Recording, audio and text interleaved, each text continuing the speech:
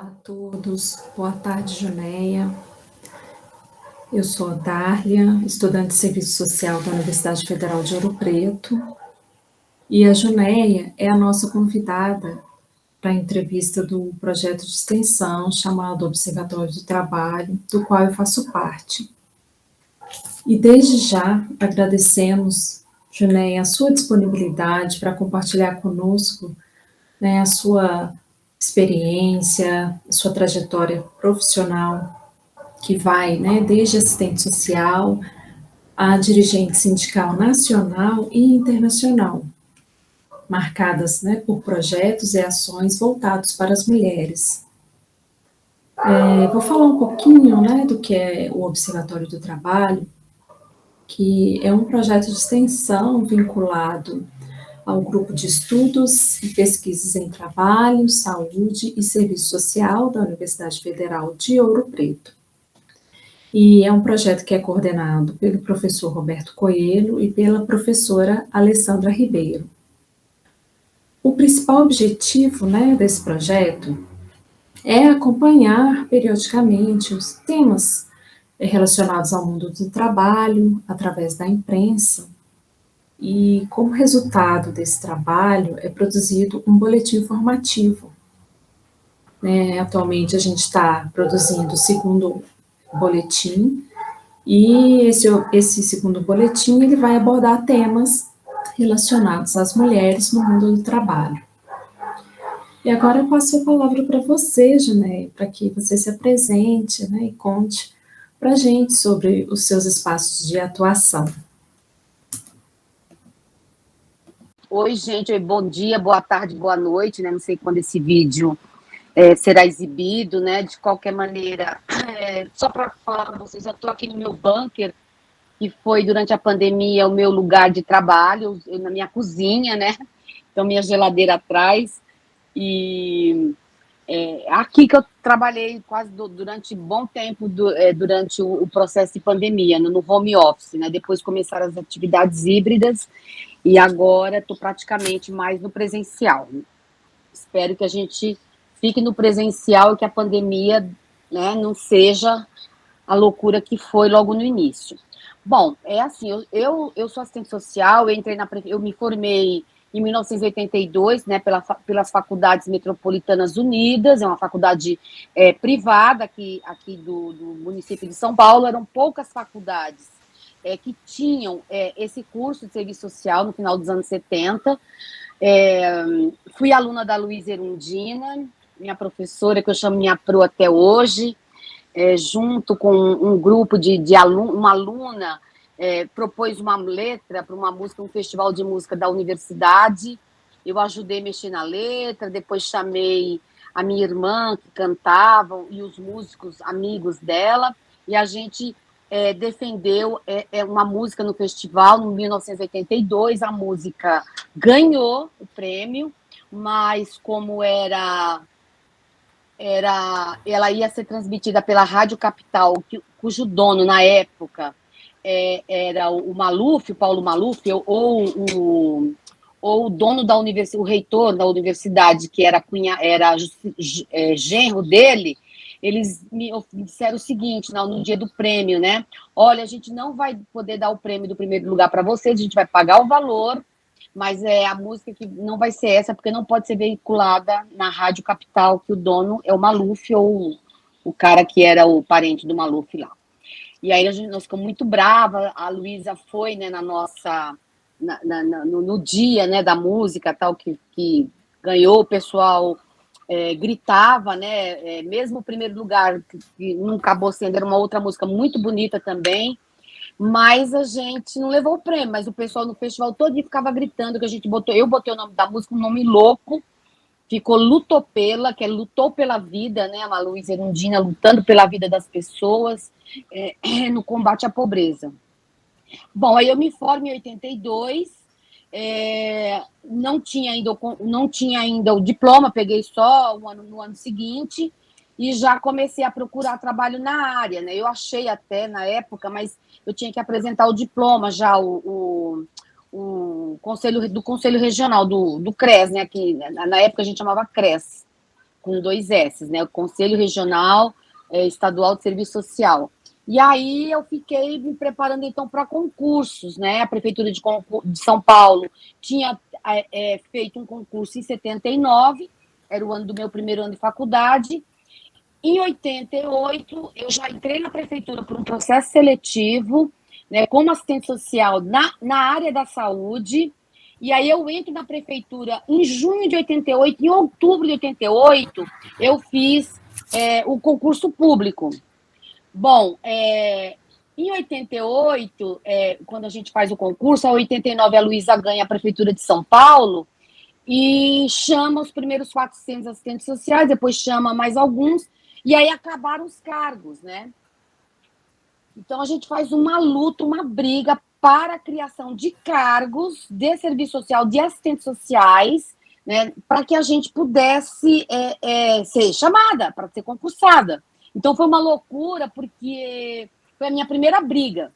Eu entrei na prefeitura, a gente não tinha celular naquela época, a gente usava a lista telefônica, que era enorme aqui no estado de São Paulo, chamava Telesp, né, a lista telefônica, que era a companhia de telefonia daqui da cidade, e a gente ficava buscando no número, pelo nome da pessoa, quem tinha telefone em casa, para localizar as colegas. Muitas já estavam na casa, eu era um caso, eu era admitida, né? E as outras que não estavam. A gente foi procurando uma por uma e para fazer movimentação na Câmara Municipal. Aí a gente consegue criar os cargos e aí começou a chamar. Isso foi em 90. Em 92, eu fui muito mal no concurso, eu lembro, porque eu tinha tido um casamento no dia anterior, no dia da prova eu estava tonta, não sei o que, enfim. Então, eu não fui muito bem classificada. Não sei se pelo cansaço, sei lá, eu tinha me preparado bem. Bom, mas aí eu sou efetivada em outubro de 92, quando dá os 4 anos que o concurso já ia caducar. Porque foram 2 anos mais 2 anos. 2 anos para chamar, depois renovou por mais 2 anos o concurso, criamos mais cargos, e aí a gente entra na Prefeitura de São Paulo. Nessa época, eu já estava no Sindicato de Servidores Públicos Municipais, servidores e servidoras públicas municipais do município de São Paulo, recém-criado, em 4 de julho de 87, porque os trabalhadores do setor público não tinham direito à organização sindical, né? Aí, na Constituição de 88, os trabalhadores e trabalhadoras do setor público teriam direito a se organizar em sindicatos, não mais só em associações. E eu era da Associação dos Assistentes Sociais, a APASP, aqui na cidade de São Paulo. Aí a gente cria o sindicato, né, em 87, eu não estava na prefeitura. Em 88, quando eu entrei, também estava na ilegalidade. 3 meses depois já tinha legalidade. E aí eu começo a minha militância sindical dentro do Sindicep, que é um sindicato, é o maior sindicato de municipais da América Latina. E a gente começa, então, a organizar esses trabalhadores e trabalhadoras de todas as secretarias. Saúde, educação, habitação, esportes, cultura, serviço funerário. Aí era uma loucura, né? Daí eu começo a minha militância no sindicato, falando um pouco, defendendo primeiro essas pautas específicas dos assistentes sociais. Eu fui para tocar essa pasta. A gente, além de ter conseguido a história do concurso, aumentar os cargos, criar cargos e também chamar quase todas da lista foram chamadas, né? A gente também começa em seguida uma briga por uma gratificação que era só dado para os profissionais do quadro da saúde. Nós éramos do quadro da assistência e desenvolvimento social. Então, foi uma briga muito grande. A gente brigou e conseguiu a gratificação, que a gente chamava na época verba gás, né? Era uma gratificação dos assistentes sociais da saúde. A gente consegue aí. Isso estou falando da parte só eu, como servidora pública municipal, assistente social. Depois disso, muita luta aconteceu. Por exemplo, eu, como sindicalista, né, eu comecei a ver, por exemplo, a questão de saúde do trabalhador e trabalhadora, que a gente tinha muitos problemas de condições de trabalho. Né? Daí eu fui olhar, por exemplo, as trabalhadoras de creche, elas tinham uma situação de muita vulnerabilidade por conta do trabalho, né? Tinha muitas creches, a Luísa Erundina criou muitas creches, o prefeito anterior, Jânio Quadros também, o Mário Covas, enfim, depois da abertura política, se criou muitas creches, mas assim, os profissionais que vieram para essa área não tinham nenhum preparo, E aí a gente começou a brigar, né, por uma profissionalização desse povo e também por condições de trabalho, que era a questão da ergonomia, né? Por exemplo, quantas crianças, uma servidora pública, que na época eram as pagens, né? E depois elas ficaram auxiliar de desenvolvimento infantil, quantas elas poderiam atender? Então, a gente não fez isso da nossa cabeça. Nós chamamos profissionais da área de saúde, do trabalhador e trabalhadora, para implementar esse direito a esse público que, assim, né, chegava um monte de criança e não tinha como, as mulheres sofriam, né, eram depressivas e tal. E a gente consegue isso. A gente conseguiu também, eu me lembro que foi um trabalho muito bom, que eu gosto de ter participado, que era sobre a questão dos trabalhadores dos serviços funerários. A maioria são homens, tem mulheres também administrativamente. Não tínhamos sepultadoras na Prefeitura de São Paulo, mulheres, não tem até hoje. E eram trabalhadores que sofriam muito, uma depressão muito grande, porque eles conviviam o tempo todo com a morte e a dor, né, das pessoas, das famílias que chegavam. Então, a gente conseguiu também um trabalho muito bom, né, para a questão da jornada desses trabalhadores, como eles iam se desenvolver, como é que eles iam lidar com aquela questão da morte, né, diária. Eu me lembro, tenho muito orgulho de ter participado desse processo. E não só isso, a gente consegue, em 1991, criar adicionais de insalubridade, periculosidade, e tem outro que agora eu não lembro, para que esses trabalhadores conseguissem, ter um adicional que a cada 5 anos podia incorporar e depois levaria para a aposentadoria. Bom, isso são das pequenas lutas, né? Ainda na minha área como assistente social, a gente brigou, né, para que a carreira tivesse uma valorização maior, para que a carreira fosse reconhecida como uma carreira de Estado, não só a questão e muito aquela coisa assim, né, da assistência social, mas como benemerência, né? Então, a gente traz também o conteúdo aprendido em sala de aula, com professoras maravilhosas, Luísa Erundina, Maria Lúcia Martinelli, não vou lembrar de todas agora, mas era um grupo muito bom que a gente tinha dentro da universidade, que a gente aproveita esse saber para além da questão que é o atendimento a pessoas em situações de vulnerabilidade, né? Que eu chego doente no hospital, a família que não sabe o que fazer com aquele paciente idoso que a família não quer receber de volta após alta, aquela pessoa que chegava depressiva, ou então que vinha com surto psicótico. Eu trabalhei na saúde mental do hospital, eu fazia porta, fazer porta. Chegava alguém, um baleado, esfaqueado, chegava imediatamente, chegava a pessoa sozinha, qual era o meu papel como serviço social? Tentar buscar na documentação daquela pessoa, imagina, 1989, 90, sem nada, não existia como achar essas pessoas. A gente ia atrás, eram as detetives, né? Mas a gente conseguia localizar, depois fazia a anamnese, a história daquele paciente, daquela paciente, né? Nós pegamos o boom da AIDS, né? Chegava gente, menina com 17 anos, tô com gripe, em 15 dias ia a óbito, né? Então, a gente também teve que aprender isso, né? Trabalhamos também no planejamento familiar, né? Para diminuição de tanta gravidez que tinha. Começamos a trabalhar isso com as mulheres da periferia. Eu trabalhei numa periferia da Zona Leste de São Paulo. Então, era muito intenso o trabalho da gente. Eu trabalhando lá no hospital e na militância sindical. Então, assim, a coisa se misturou muito. Aí teve um ponto que eu consegui uma liberação sindical oficiosa, mesmo na época da Luísa, consegui oficiosa, e aí eu conseguia ter mais tempo para a militância, né? Aí, nesse tempo, eu fui fazer formação política. O que é a classe trabalhadora? Quem somos? Por que estamos aqui? Por que a gente é tão desvalorizada? Aí não só o setor, a classe trabalhadora, de uma maneira geral.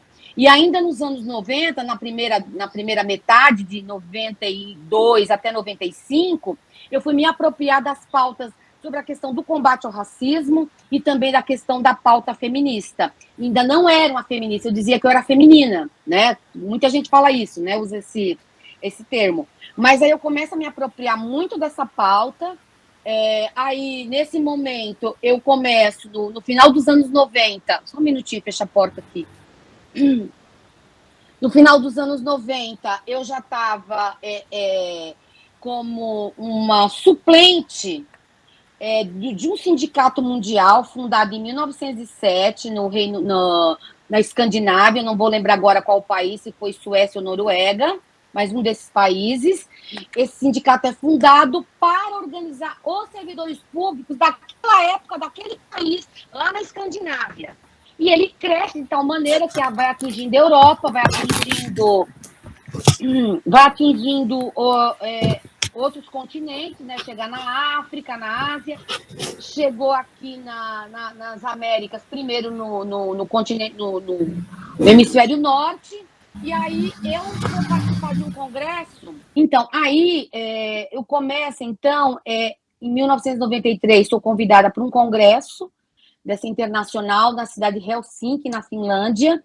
E aí eu fui lá, mas assim, fui só para conhecer, eu não entendia nada. Depois teve o segundo congresso, que foi no Japão. No Japão, eu vou para o congresso, eu fico suplente da direção mundial, né, do Comitê de Mulheres, e aí, no ano 2000, a companheira, que era titular, a brasileira, ela sai do sindicato e vai disputar uma vereança. E aí eu assumi a titularidade no ano 2000. Aí eu fiquei, de 2000 até hoje, eu tenho me dedicado muito à pauta feminista. Né? E aí, com os anos, né, a gente começa a desenvolver o debate sobre a questão da diversidade e orientação sexual, né, na metade dos anos 2000. A gente começa também um debate sobre a questão do racismo no Brasil, né, que é um dos países mais racistas do mundo. A gente começa a fazer um trabalho que, sabe, depois pessoas com deficiência. Hoje, ultimamente, a gente está trabalhando a juventude, né, a etarização, que a juventude não tem, por exemplo, não tem acesso mais a concursos públicos devido ao estado que a gente vive hoje, né, no Brasil e no mundo, né? Então, é o Estado sendo totalmente precarizado, entregue aí para os privados, né? Então, aí eu fui desenvolvendo um pouco essa coisa, eu como assistente social, né, até tivemos uma briga grande na época da Marta Suplicy, quando foi prefeita, que ela pagou uma gratificação para trabalhadores da saúde de novo e nós ficamos de fora. Foi uma briga. Aí acaba o governo Marta, ela não consegue ser reeleita, mas naquele ano eu falei, vamos entrar com a ação. A gente entra com a ação, já quando estava para findar o tempo que a gente teria direito para entrar com a ação, entramos com a ação em 2009, ganhamos a ação em 2019, que dá uma boa grana para as colegas hoje. Nós temos colegas de 70 anos, 80 anos, que é dos concursos anteriores, de 79, que já são aposentadas. Então, assim, a gente entrou na justiça, fizemos uma briga, e agora a gente vai receber grana assim, que varia entre 80, 100, 120 mil reais. Para quem não estava esperando nada, né, a gente trouxe com isso muitas filiações ao sindicato. Uma coisa que é importante dizer, que vocês saibam, assistentes sociais, é que o serviço social é uma das carreiras que mais se filiam a sindicatos. No meu caso, o Sindicato Municipal de São Paulo. Então, assim, a gente sempre tem uma referência de assistentes sociais dentro da direção do sindicato ou que está afiliado ao sindicato. Então, eu fui me estudando um pouco a minha militância na base local do sindicato.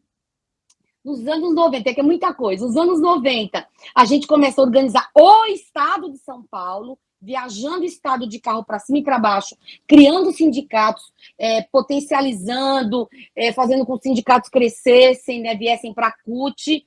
E em 95, a gente começa, então, cria a Federação Estadual, e em 95 a gente faz o primeiro encontro nacional do setor público municipal. E tudo isso eu estou contando para você, mas acho que quem vai estar entendendo que eu vou fazendo várias ações ao mesmo tempo. Então, em 95, a gente faz o primeiro encontro ali no Mineirinho, em Minas Gerais, Belo Horizonte, onde a gente começa, então, a pensar em organizar esses trabalhadores no Brasil. Em 98, a gente faz uma bela de uma formação política, garantida pela Internacional e apoiada pela CUT, e no ano 2000 a gente, então, funda a Confederação. E, paralelamente, isso na militância da Internacional. Na militância da Internacional, eu seguia no Comitê de Mulheres. Em 2012, 12 anos depois, eu fui ser a presidenta do Comitê Mundial de Mulheres, que representa mulheres do setor público do mundo todo. Eu fiquei de 2012 a 2017. Nesse período também, eu fiquei na Executiva Mundial, onde eu estou até o próximo ano, 2023, e até o próximo ano também na Executiva da CUT, que eu não sei ainda se eu vou ficar em ambas. Não sei ainda, porque a gente tem que fazer a renovação, então eu não sei. Eu quero ficar em mais uma, pelo menos, mais um mandato, pelo menos de 4 anos, e depois tentar descansar. Então, quando eu estou contando tudo isso, Darliane, eu estou colocando não só a experiência minha, como uma trabalhadora do setor público, mas eu sempre trago a minha prática, para a minha prática, teoria e praxis, que a gente aprendeu isso no serviço social. Eu sempre faço a volta, eu sempre faço a avaliação, e onde pode caber, de melhorar a vida das pessoas, e em especial a vida das mulheres. Então, eu fui trabalhando isso ao longo dos anos de uma maneira que eu acabei assumindo várias tarefas, né? E agora no final desse ano, né, eu fui convidada para participar de uma reunião com a equipe de transição do novo governo, do governo Lula, o terceiro mandato do Lula. A gente vai ter uma reunião a semana que vem, onde queremos incluir a pauta das mulheres e tudo que tem a ver com a vida das mulheres, né? A questão da invisibilidade, a questão da equidade salarial, a questão da violência e assédio no mundo do trabalho. Eu fui uma das pessoas que trabalhou lá na conferência da OIT, em Genebra. A gente trabalhou pesado de 2015 até 2019, e a gente ter uma convenção, que é a Convenção 190 e a Recomendação 206, que trata sobre a violência e assédio no trabalho. Naquele ano de 2019, quando a OIT adota a convenção, eu comecei a trabalhar, então, na CUT, um protocolo para a gente viver num ambiente livre de assédio e violência. Nós temos esse protocolo da CUT aprovado só em 2020, a gente aprova um ano e pouco depois, onde a gente está debatendo agora a implantação desse protocolo dentro das CUTs estaduais, na CUT Brasil, e a gente orienta isso para os sindicatos da base filiada da CUT. Então, assim, é um monte de coisa que a gente vai fazendo, que a gente vai desenvolvendo, né? E eu agora estou muito agora, nesse momento, eu estou envolvida numa coisa que tem a ver também com o serviço social, que é a questão da organização social do cuidado. Nós estamos... Quando eu comecei lá em 89, as mulheres da CUT brigavam por 5 mil creches, pelo menos no Brasil. 30 e tantos anos depois, nós estamos vivendo um momento da humanidade envelhecendo, graças à ciência, a população está envelhecendo, mas a população que não tem condições de viver, né, no mundo, né, que tem a condição, a classe média, né, como é que fica as pessoas que estão envelhecendo e não têm condições financeiras, que não têm uma aposentadoria decente, como é que elas ficam, quem é que tem que suprir as necessidades desse mundo, dessas pessoas, né, que é a terceira idade. Então, nós estamos agora nessa luta, né, de organizar, por exemplo, não tem a creche? Então tá, a gente vai querer casas, onde a pessoa, por exemplo, passe o dia com cuidadoras, e vá dormir na sua casa, se ela tiver casa, né, para ela não perder o contato com a família, porque muitas vezes a família abandona o velho, a velha, né, as pessoas idosas. Então, a gente está começando esse debate, e isso a gente vai trazer a semana que vem na equipe de transição. Vamos falar, sim, sobre os direitos sexuais e reprodutivos, né, o direito da interrupção de uma gravidez indesejada. Vamos debater isso, não vai ser fácil, não vai ser o debate agora para o próximo período, mas a gente vai trazer a pauta, né? E o Lula se comprometeu conosco, as mulheres da CUT, as mulheres das centrais sindicais, a adotar a Convenção 90, que trata sobre violência e assédio no trabalho, e também garantir a Convenção 111 da OIT, que fala sobre igualdade de salário entre homens e mulheres numa mesma função. Então, assim, tem muita coisa, né, que a gente vem debatendo, vem trabalhando, e vai jogando, e vai passando, e a gente vai fazendo. Não sei, basicamente é um pouco disso, né? Eu acho que nas perguntas tinham mais coisas, mas aí você pode explorar e pode perguntar o que você quiser, porque, assim, é muita coisa para falar. Eu tenho que escrever um livro um dia, eu espero né, ter paciência para escrever um livro. Ó, eu vou acender um cigarro porque adquiri esse péssimo hábito na pandemia, eu estou nos últimos maços que eu vou começar um tratamento para parar de fumar. Mas pode perguntar. Junéia, você, né, como nós, eu ainda na formação de serviço social, né, você tem sua trajetória profissional no serviço social. E como servidora pública, desenha sua trajetória sindical. Nossa profissão, ela é majoritariamente feminina, mas a gente sabe que os espaços na política não. É tanto que a gente precisa de ter uma lei para garantir a participação feminina, né? Conta um pouquinho como foi para você, ingressante de serviço público e na vida sindical em 1988, atravessar estes cenários tão marcados aí pela imagem do homem, né? E chegar aí a membro da Executiva Nacional da CUT e co-presidente da Internacional do Serviço Público Américas. É assim, como eu sou do setor público, nós temos essa característica de uma participação de muitas mulheres, né? Mas, por exemplo, eu sou de um sindicato que teve uma época que a gente tem que brigar por cota para os homens, porque tinha muitas mulheres, né?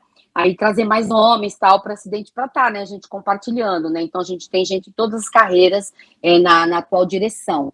Mas lembrar o seguinte, a CUT, ela começa a brigar por esse espaço de participação das mulheres, porque no setor metalúrgico é muito homem, no urbanitário é muito homem, na construção civil é muito homem, porém, bancárias eram maioria. No entanto, nunca empoderamos uma presidência da CUT, uma mulher bancária, talvez no próximo ano. Então, os espaços de poder para as mulheres estavam delegados assim, vamos abrir uma secretaria de políticas sociais, quando tinha uma mesa de debate, aí coloca uma mulher na mesa, tipo um vaso, né? Como se as mulheres não pensassem, como as mulheres não fizessem política, né? Então, as mulheres da CUT já começam a debater isso na primeira década dos anos 90, e elas brigam muito.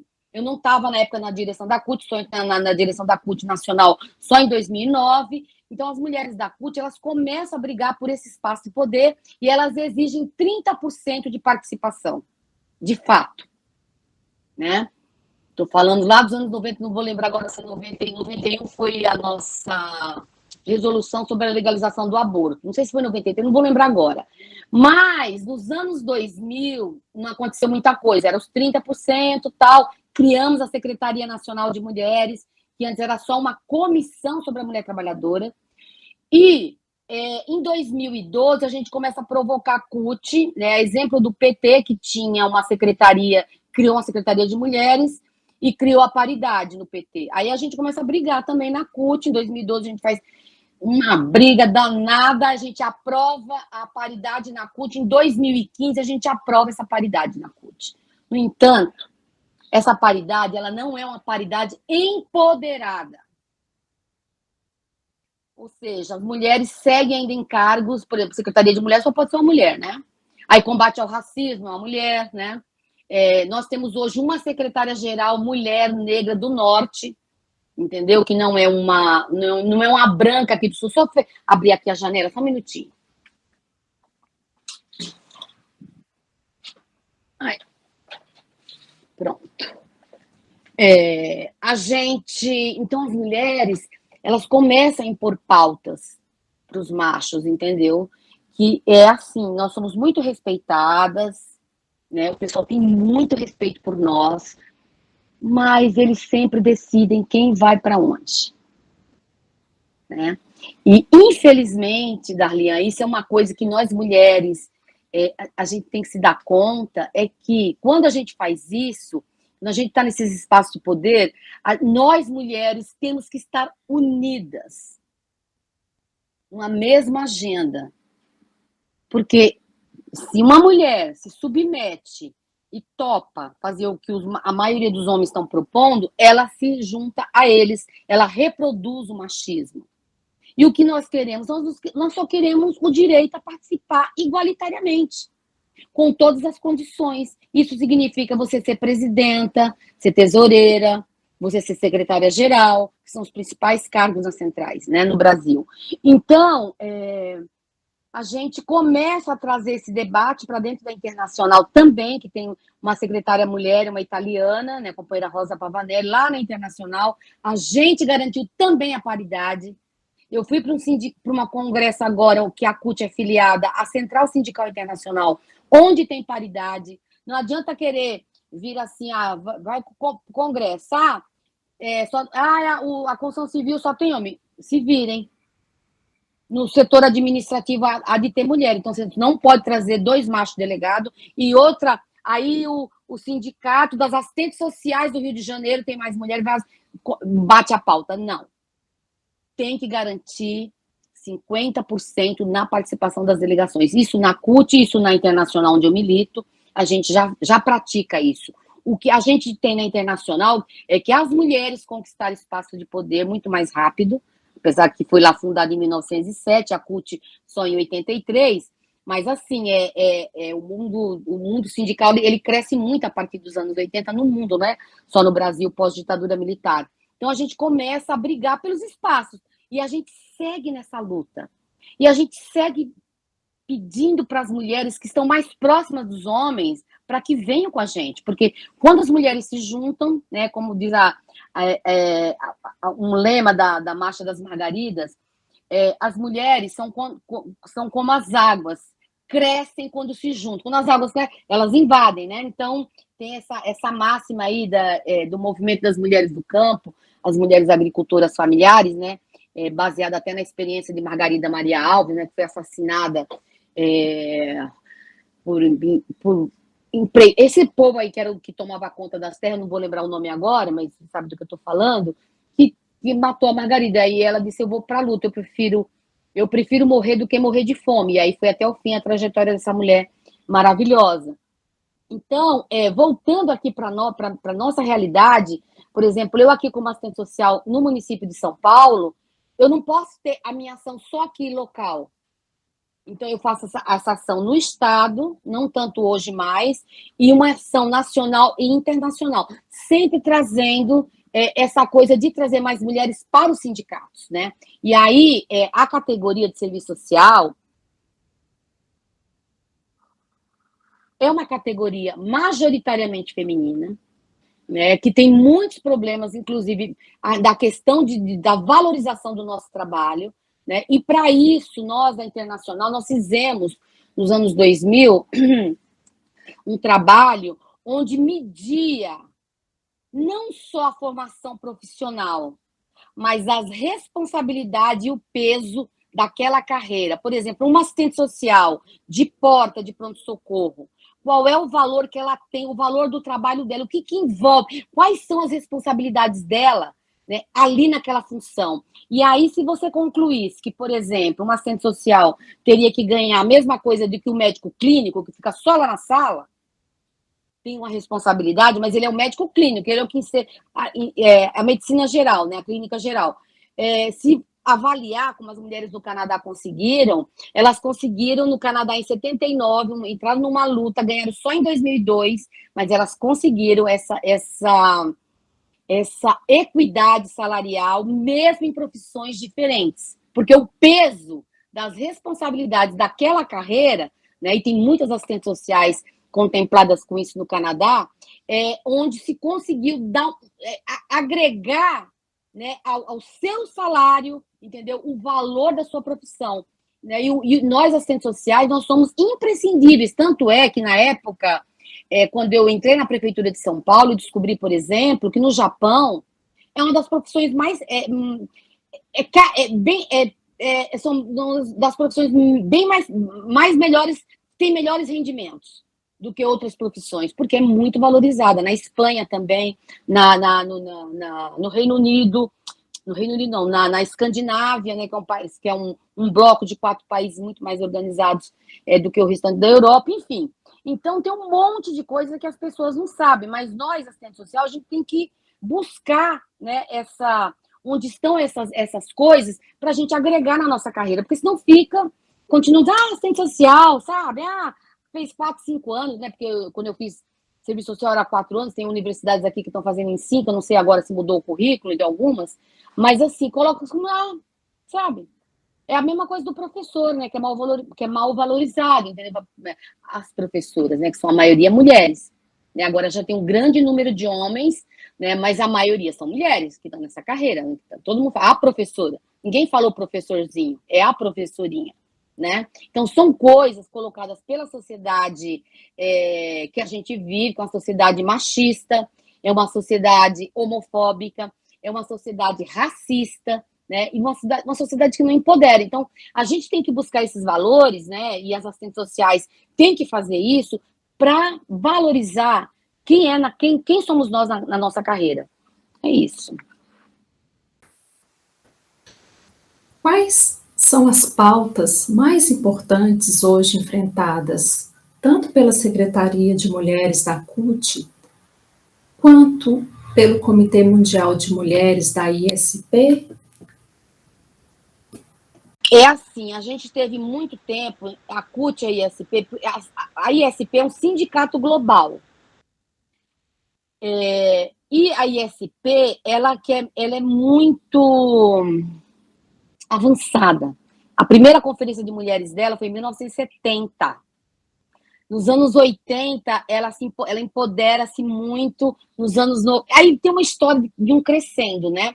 Mas, assim, teve um momento que o movimento sindical mundial estava se aproximando com as pautas locais nos países, e a gente, hoje, eu posso dizer para você que a principal pauta nossa, tanto da ISP quanto da CUT, são duas agendas que têm a ver com o mundo do trabalho. Aí eu volto a repetir para gravar isso, que é garantir a ratificação na maioria dos países da Convenção 90, e o Lula já se comprometeu aqui no Brasil. No congresso que eu estava essa semana, na Austrália, o primeiro-ministro esteve na reunião do nosso congresso e ele se comprometeu que a Austrália fosse o próximo país que ratificasse essa convenção. Então, assim, a pauta é essa, a nossa pauta é essa, e a pauta também da questão da igualdade de oportunidades no mundo do trabalho, sem discriminação de gênero e raça. No caso brasileiro, sem gênero e raça. No mundo todo, né, como o Brasil é um país muito preto, tem muita gente preta, né, nós somos talvez o país que tenha mais pessoas que foram escravizadas e os seus descendentes e descendentas estão aqui no nosso país, a gente tem essas duas agendas, que é empoderamento das mulheres, salário igual para trabalho de igual valor, né, aquela coisa do médico clínico geral e da assistente social, por exemplo, e também essa questão do combate à violência. São as duas principais pautas no mundo do trabalho. Quando a gente se junta à pauta do mundo das mulheres, aí tem a ver a questão do aborto, tem a ver a questão da violência, a violência doméstica e outras questões, entendeu? Mas essas são as duas principais pautas que nós trazemos hoje, para além do que eu disse logo no começo também na outra pergunta, sobre a questão da organização social do cuidado, que tem muito a ver, não é que a assistente social é cuidadora, muito pelo contrário. A assistente social, ela tem a capacidade, ela pode fazer um estudo e dizer, olha, tal local precisa de tantos trabalhadoras para trabalhar nessa área do cuidado. E a gente sabe administrar isso, melhor do que um administrador de empresas que administra fluxos de mercadorias, outras coisas. Né? O economista, a gente administra pessoas. As pessoas têm que... Assim, somos nós que administramos isso no mundo. Né? Então, é importante a gente ter orgulho, muito orgulho disso. Nós cuidamos da raça humana. Junéia, recentemente, a repórter Eliane Cantanhede, ela criticou a participação de Janja, esposa do presidente eleito Lula, na vida política. Nos parece, assim, que a fala dela é um símbolo de um retrocesso aí da luta política das mulheres, e retrocesso esse, né, que viria desde a bela, recatada e do lar, que foi uma imagem atribuída a Marcela Temer, né, esposa do Michel Temer, que assumiu a presidência e depois de um golpe parlamentar a uma presidenta mulher que foi eleita pelo povo. Então, a gente gostaria de ouvir de você sobre os desafios que vieram aí a reboque do golpe, né, a presidenta Dilma, e também como que você vê o redesenho dos desafios com o futuro governo Lula. Bom, a Cantanhede eu conheço porque escuto essa mulher todas as manhãs na Rádio Eldorado. Ela fala das 9 às 9h30 da manhã, e aqui em São Paulo, a frequência 107,3 de São Paulo, Rádio Eldorado. E aí, ela assim, ela barbariza, né? Ela só fala, para mim, ela tá super atrasada no tempo, enfim. Mas eu escuto para saber o que eles estão pensando, o que elas estão pensando. É importante para a gente poder fazer o contraponto. Essa fala que ela faz sobre a Janja é totalmente machista. Né? E eu espero que a Janja não aceite ser primeira-dama. Eu acho que não vai ser o papel dela.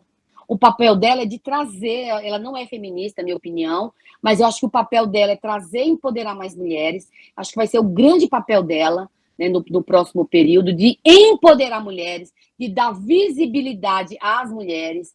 Né, da presidenta Dilma não pode ser esquecida. Ela foi a primeira mulher presidenta. Ela disse: eu não me mato, não renuncio, não negocio. Por isso que tiraram ela. Porque a gente estava. A Dilma pegou toda a barra da crise de 2007, 2008. Em 2010 ela assume. No primeiro mandato dela, ela conseguiu dar jeito. No segundo, está muito difícil. O mundo estava em recessão. O mundo segue em recessão hoje, pós-pandemia. Então, não foi uma agenda muito fácil para ela. Assim, o papel da Janja, né, é desconstruir essa fala da Eliane Cantanhede, que é uma pessoa que eu conheço, que eu escuto todas as manhãs para saber o que ela pensa. O que ela pensa, na verdade, não é o que ela pensa, ela dá um recado do que mandaram ela fazer. Então, eu acho que o papel dela, da Janja, é de empoderar mais mulheres, trazer o debate, por exemplo, de muitas coisas, a questão LGBT, a questão do racismo, são pautas, né? Empoderar a juventude, entendeu? Eu acho que ela tem esse papel de ajudar, né, as equipes que estão trabalhando, o próximo ministérios a serem criados pelo Lula, e aí ajudar e trabalhar nessa parte, né? Não ficar só, por exemplo, a dona Ruth Cardoso, ela foi a mulher que criou uma rede de solidariedade, não lembro agora como era o nome do programa que ela tinha, mas foi muito importante para combater a pobreza, inclusive, naqueles dias tão difíceis. Então, assim, não é verdade que ela vai ser lá só a Bela... Não, ela não vai ser a Bela recatada do lar. Assim como a dona Marisa não era, porque parecia só com a dona Marisa, mas a dona Marisa dava muitas cartas ali também. Né? Na questão, por exemplo, de empoderar as mulheres da classe trabalhadora. Poucas pessoas sabem, entendeu? Tanto é que a dona Marisa, ela termina de uma forma vergonhosamente por essa direita, né? Ela morre, né? Ficou doente por conta de toda aquela palhaçada da história do triplex, e ela foi uma mulher, mas ela era uma mulher batalhadora, foi ela quem criou o símbolo do PT. Né? Foi ela que organizou o fundo de greve que existe até hoje, o Sindicato dos Metalúrgicos do ABC. Então, são mulheres muito importantes, que não é que elas estão atrás dos homens, não é que a Marisa e Janja vão estar atrás, elas vão estar ao lado deles, construindo políticas também para empoderar a classe trabalhadora, mas com recorte de gênero. Eu espero isso, tenho muita esperança que isso aconteça. É isso, não é primeira dança. Esquece essa Eliane Cantanhede, nossa, sem comentários. Como ela gosta de dizer, inacreditável, uma tonta. É isso. Em vista dos cortes do orçamento de 2023, que foram realizados aí no atual governo, né, no governo do Bolsonaro, atingindo também programas e ações voltados para as mulheres, quais são os principais impactos na vida das mulheres, na sua visão, referente a esses cortes que foram realizados? O aumento significativo do feminicídio. O feminicídio subiu, né? Com os cortes em todos os programas sociais, eles não usaram todo o dinheiro que tinha direito, tudo que estava colocado para o Ministério das Mulheres, né, para o Ministério do Educação e Direitos Humanos. Eu estive numa conferência da CEPAL em 2019, foi a última conferência que eu participei internacionalmente antes da pandemia, e lá eu desmenti a Damares, porque ela estava lá na conferência, eu estava também. E aí eu não podia falar, porque eu estava ali como sociedade civil, e ela estava como governo, só os governos falam. Mas aí, quando ela começou a mentir, pode procurar no YouTube, não sei se tem no YouTube, eu simplesmente, a gente estava naquela... O Chile também estava em guerra para empoderar o povo chileno, e aí tinha muita guerra, muita bala de borracha, muita gente perdeu o olho. Então, naquela conferência da CEPAL, é a ONU na América Latina, e como foi no Chile, na CEPAL do Chile, as mulheres que estavam na conferência, chilenas, elas trouxeram tapa-olhos vermelhos. E eu estava com meu tapa-olho vermelho em homenagem às vítimas, né, do que estava vivendo aquela guerra civil no Chile. E quando a Damares começa a mentir de que tinha dinheiro, que estava investindo no combate à violência, empoderando as meninas, não sei o que lá, eu fiz um movimento de levantar das costas e todas as mulheres da sociedade civil deram as costas para ela. Ali foi a prova, entendeu, de que ela mente, ela mentiu, e agora, né, quando está abrindo a equipe de transição, está só constatando o tamanho do rombo, né, e a gente viu no número de violência praticada contra as mulheres, o desemprego, a fome batendo em todas as casas das famílias mais pobres, né? Quem perdeu muito nesses 4 anos, eu diria nos 2 anos do golpista, foram as mulheres da classe trabalhadora, mulheres que eram classe média e nem se achavam que não iam nunca chegar, elas foram atingidas também. Teve a diminuição de salário, as mulheres deixaram de ser, por exemplo, de classe média, trabalhadoras registradas com direitos em carteira, com a reforma trabalhista. Se diminuiu esse direito, elas passaram a ser PJs, que são as pessoas jurídicas que vai pagar o seu próprio imposto para poder continuar trabalhando. Quer dizer, muita perda. Mas quando você coloca lá na pirâmide, na basona da pirâmide, quem perdeu mais foram as mulheres da classe trabalhadora, e nesta barrona lá embaixo da pirâmide estão as mulheres negras. Então, quem mais perdeu, né, com esse desgoverno desde o Temer, passando por esses 4 anos agora que está acabando, falta só mais 1 mês e 3 dias, foi esse desgoverno, sem dúvida, de Bolsonaro e sua turma, e sua gangue. É isso. Mais uma vez, Junéia, nós agradecemos muito por ter nos concedido a honra, né, dessa entrevista, que com certeza será, assim, de um valor imensurável para cada um de nós, para cada um, né, que tiver a oportunidade, né, de conhecer um pouco da sua história e através desse vídeo. Então, assim, muito obrigada mesmo, né, agradeço em nome dos professores, do projeto, né, do grupo de extensão lá da UFOP, né, tudo de bom para você e até breve, muito obrigada. Vou só dizer para minhas colegas, que a maioria são mulheres mesmo, de que não desistam. Não desistam. Lutem. Terminou a universidade, conseguiu entrar, seja na iniciativa privada, seja no setor público, lute por organizar-se, porque se a gente não se organiza, alguém se organiza por nós.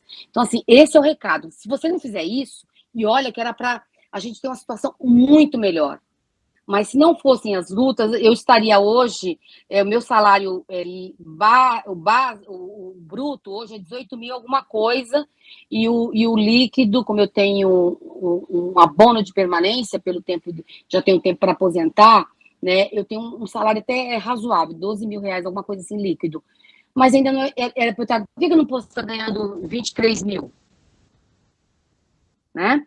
Mas tem muita colega nossa que está trabalhando em OS, organizações sociais, ganhando 4, 5 mil, com jornada de 8 horas. Dizer que eu esqueci, a luta pela redução da jornada também foi nossa. A gente brigou, e a gente conseguiu garantir a redução de jornada, porque nós assim como médico, assim como enfermeiro, nós cuidamos da vida das pessoas, cada um no seu papel. Cada um no seu papel. Então, é importante que a gente saiba disso e que, olha, não se faz luta só dentro do seu escritório, dentro do seu local de trabalho. Não, a luta se faz todo dia, na hora que você vai entregar um benefício, um passe de ônibus, né? Uma comida para alguém que está numa porta de hospital. Também fui da Secretaria da Habitação. Quando você vai dar isso para uma pessoa e a pessoa fica toda feliz e agradece, você tem que devolver para ela, isso aqui eu não estou te dando porque o Estado está te dando. Você pagou de alguma maneira impostos por isso. Então, assim, é sempre valorizar, né? E que tudo que a gente tem é porque nós, trabalhadores e trabalhadoras do setor público, construímos essa história. É mais ou menos isso. Deixo um abração para as colegas, desejo uma carreira linda para vocês, né? Se precisarem, a Darliane tem o meu contato, né? E quando a gente puder, a gente faz uma conversa nova. Quem sabe o ano que vem, né? Para a gente fazer uma avaliação dos primeiros 12 meses, né? Dos 11 meses aí do companheiro Lula. Tá bom? Estou à disposição de vocês. É isso. Muito obrigada, Gineia. Um abraço, um beijo grande. Um abração. Eu deixo as minhas saudações cutistas, antirracistas, anti-homofóbicas e feministas. Um grande abraço. Beijos.